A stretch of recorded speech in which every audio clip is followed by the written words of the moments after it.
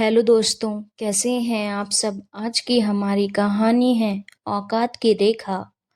लक्ष्मी निवास। बाहर से देखने पर यह कोठी किसी सपने जैसी लगती थी। ऊंची दीवारें, चमचमाती खिड़कियां और एक बड़ा गेट जिसके दोनों ओर पत्थर के दो शेर विराजमान थे। लेकिन उस गेट के अंदर हर दिन एक बहू के आत्मसम्मान को नोचा जा रहा था। उसका नाम था राधा। राधा घूंघट डाले रसोई में खड़ी थी। माथे से पसीना टपक रहा था, हाथों में जलन थी, लेकिन आवाज नहीं निकली। तभी पीछे से आवाज आई। सास रत्ना देवी तेज आवाज में बोली, अभी तक पराठे नहीं बने? मायके में माँ ने क्या सिखाया था? सिर्फ फेसबुक चलाना? राधा धीरे से बोली, माँ जी, कोशिश कर रही हूँ। पहली बार इतने लोगों के लिए बना रही हूँ तो समय ज्यादा लग रहा है। सास रत्ना देवी ताने कसते हुए बोली, शादी के लिए ही बनी थी या बीवी बनने के लिए? हमारे जमाने में तो बहुएं शादी के दिन से घर संभाल लेती थी। ये जनरेशन तो बस साज सज्जा में ही माहिर है। तभी ननद मीनाक्षी हंसते हुए बोली, भाभी को देखो जरा, हाथ में चूड़ियां पहन रखी हैं और रोटियां बेलने से हाथ जल रहे हैं। लगता है रोटी से ज्यादा रील्स बनाने की आदत है। राधा चुपचाप आंसू पोंछते हुए मन में सोच रही थी कि हर सुबह ये ताने, हर रात ये चुप्पी, क्या यही है वो गृहस्थी जिसकी तस्वीर माँ ने बचपन में दिखाई थी। राधा ने मेहनत से सबका खाना परोसा, जेठ जेठानी, ससुर जी और अपने पति आकाश को। सभी घर के सदस्य टेबल पर बैठे थे। सास ने पहला निवाला मुंह में डाला और नाक सिकोड़ ली और नाराज होकर बोली, हे भगवान, ये क्या बेस्वाद दाल बनाई है? नमक है या गोंद घोल दिया? मीनाक्षी भी तपाक से बोली, माँ, मैंने तो कहा था भाभी से कि ये काम इनके बस का नहीं, इससे शादी मत करो। पर भाई तो अंधा प्यार करता था इनसे और कर ली शादी। तभी आकाश धीरे से बोला, राधा, थोड़ा ध्यान दिया करो यार, सबके सामने शर्मिंदा होना पड़ता है। राधा धीरे से बोली, पर इस बार आंखों में आंसू के साथ क्रोध था। माफ कीजिए, खाना बनाने में थोड़ी कमी हो सकती है, लेकिन तानू का स्वाद तो आप लोग पहले दिन से परोस रहे हैं। उसमें कोई सुधार कभी किया है? सब एक पल के लिए स्तब्ध हो गए। तभी सास गुस्से में बोली, तू हमें जवाब दे रही है? अभी एक हफ्ता भी नहीं हुआ तेरी शादी को। राधा बोली, सही कह रही हैं आप, एक हफ्ता भी नहीं हुआ और आपने मुझे नौकरानी से भी बदतर बना दिया। माँ कहलाती हैं आप, पर रोज मेरी ममता पर सवाल उठाती हैं। सुनो आकाश जी, ये माँ बहन है आपकी, लेकिन औरत होकर औरत की दुश्मन बन गई। क्या यही है आपकी औकात? तभी मीनाक्षी गुस्से से चीखते हुए बोली, बहुत ज्यादा बोलने लगी है माँ, इसे इसके मायके भेज दो। राधा आंखों में आग लिए बोली, भेज दीजिए, लेकिन याद रखिए, बहू घर छोड़ सकती है, पर आपसे आपकी जुबान नहीं छीन सकती। वो जवाब देना सीख गई है अब। उस रात पहली बार राधा ने अपने कमरे में आईने के सामने खड़े होकर खुद से कहा, अब तक सहती रही, पर अब ये चुप्पी नहीं, मेरी हथियार बनेगी। मैं वो बहू हूं जो इज्जत दे भी सकती है और औकात दिखा भी सकती है। अब सास ननद की चालों का जवाब चाल से मिलेगा, तानों का जवाब तर्क से, और हर अपमान का हिसाब वक्त करेगा। राधा ने अभी आंखें खोली ही थी कि बाहर से तेज आवाज आई। रत्ना देवी चिल्लाते हुए बोली, बहू अभी तक सो रही है? हमारी ननद जी आ रही हैं। सारा घर चमकाना चाहिए और नाश्ते में पनीर पराठा, दही, हलवा, राज कचौरी, इमली और पुदीने की चटनी सब बनाने चाहिए। राधा आंखें मलते हुए बाहर आई। रात भर नींद नहीं आई थी। कल जो हुआ वो अब उसके अंदर कहीं आग बन चुका था, लेकिन चेहरा शांत था। राधा धीरे से बोली, जी माँ जी, अभी करती हूँ। मीनाक्षी किचन में आते हुए तिरस्कार भरी मुस्कान के साथ बोली, माँ, देख तो सही कितनी नींद में है। ऐसे लग रहा है जैसे राजकुमारी हो कोई। ये हमारे घर का काम नहीं करेगी तो कौन करेगा? राधा हल्के से मुस्कुराकर बोली, काम तो करूंगी दीदी, लेकिन काम के साथ इज्जत भी मिलनी चाहिए ना, वरना मेहनत बंधन बन जाती है। मीनाक्षी चौंकती हुए बोली, तुम मुझे जवाब दे रही है? राधा स्वान स्वर में बोली। नहीं दीदी, जवाब नहीं, आईना दिखा रही हूँ। आप भी तो औरत हैं, फिर क्यों किसी और औरत की मेहनत को छोटा दिखाती हैं? रत्ना देवी चीखते हुए बोली। बहुत जबान चलने लगी है तू। लगता है कल की बदतमीजी से कुछ सबक नहीं मिला। अब तो खाना भी अकेले नहीं बनाएगी, तुझे देख देख के काम करवाऊंगी। पूरा घर सवार दिया गया था। राधा ने पसीना बहाकर पूरा नाश्ता तैयार किया, लेकिन जैसे ही सब बैठते हैं, सास जोर से बोली, ये क्या? अरे पराठा इतना जल गया है। बहू, तुझे कुछ आता भी है? ननद जी हंसते हुए बोली, भाभी, खाना बनाने से पहले अगर आईने में खुद को देखना छोड़ोगी तो शायद पराठे कम जलेंगे। राधा सभी के सामने बोली, पराठे जल सकते हैं माँ जी, लेकिन किसी का आत्मसम्मान जब जलता है तब उसकी राख भी सवाल करने लगती है। आपने हर दिन मेरी मेहनत को नीचा दिखाया, लेकिन आज से मेरी चुप्पी नहीं, मेरा आत्मसम्मान बोलेगा। रत्ना देवी क्रोधित होकर बोली, घर में तेरी जैसी बहुओं के लिए जगह नहीं होती, मायके चली जा। राधा भी साहस भरे स्वर में जोर से बोली, मुझे भेजने से पहले सोचिएगा माँ जी। आपकी रसोई, आपकी मेहमान नवाजी, आपकी इज्जत सब मेरी मेहनत से ही तो चल रही है।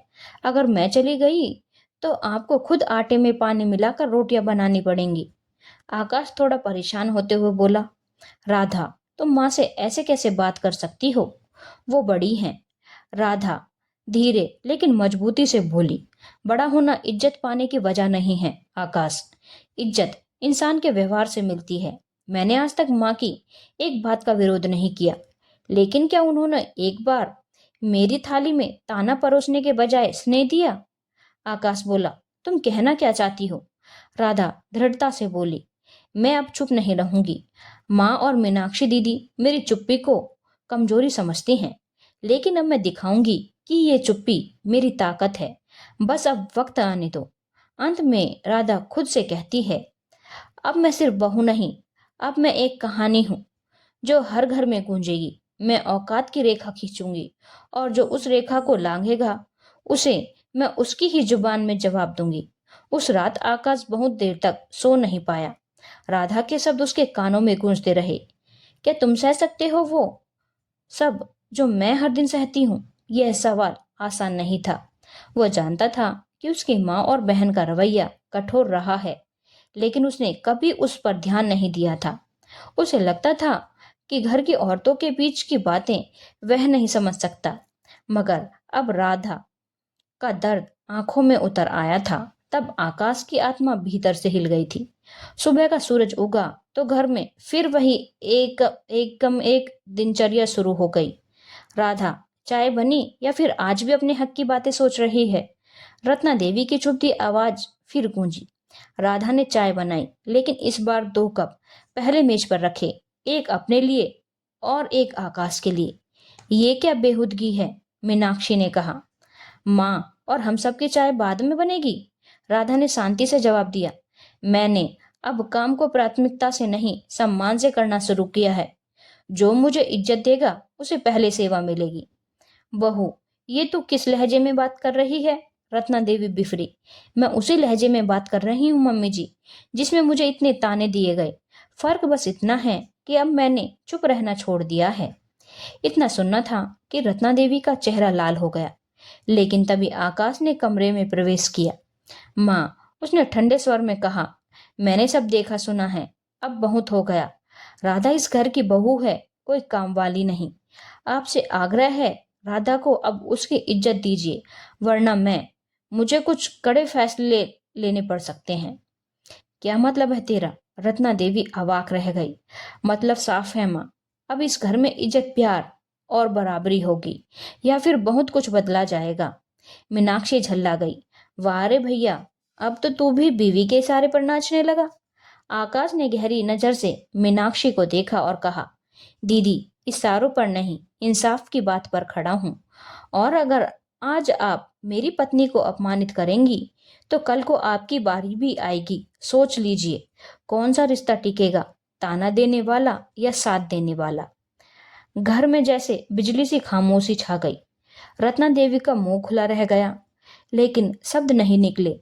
पहली बार बेटे ने कुछ ऐसा कहा था जो उसे सोचने पर मजबूर कर गया।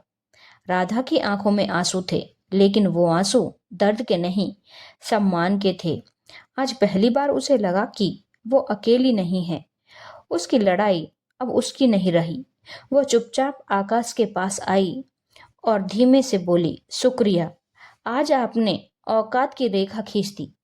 आकाश ने मुस्कुराकर कहा, नहीं राधा, ये रेखा तुमने खींची है और अब कोई इसे पार नहीं करेगा। अब राधा केवल घर के कामों की जिम्मेदारी नहीं निभा रही थी, बल्कि उसने अपने आत्मसम्मान की एक अदृश्य दीवार खींचती थी, औकात की रेखा। हर दिन सुबह का सूरज अब पहले की तरह भारी नहीं लगता था। राधा उठती, काम करती, पर अब हर बात का जवाब गरिमा से देती। वो न किसी से लड़ती, ना किसी को नीचा दिखाती, पर उसकी उपस्थिति अब किसी को हल्की नहीं लगती थी। एक दिन मीनाक्षी के बच्चे खेलते खेलते रसोई में गिर गए और चोट लग गई। राधा दौड़कर उठाया, मरहम लगाया और प्यार से समझाया। मीनाक्षी दूर से देख रही थी, उसके चेहरे पर असहजता थी, पर कृतज्ञता भी। माँ रत्ना देवी ने देखा, लेकिन उनके मुंह से कोई ताना नहीं निकला।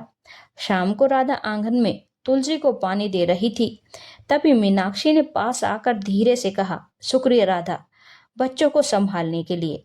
राधा मुस्कुराई, ये मेरा फर्ज है दीदी, लेकिन शायद अब आप समझ पाए कि मैं सिर्फ बहू नहीं, एक इंसान भी हूँ। मीनाक्षी कुछ कह नहीं पाई, वो धीरे से चली गई। एक रविवार को राधा ने आकाश से कहा, मैं स्कूल में पार्ट टाइम पढ़ाने का सोच रही हूँ। बच्चों को ट्यूशन पढ़ा दूंगी, घर का काम भी होगा और मेरा मन भी लगेगा।